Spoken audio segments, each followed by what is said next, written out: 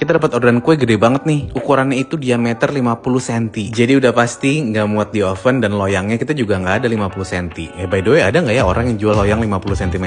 Jadi mau nggak mau kita harus memakai trik kita, yaitu kita menggunakan beberapa kue untuk mendapatkan ukuran yang kita inginkan. Di sini kita pakai base kue ukuran 26 x 26 cm, kemudian kita jajar 4 dan kita potong menjadi bulat ukuran 50 cm.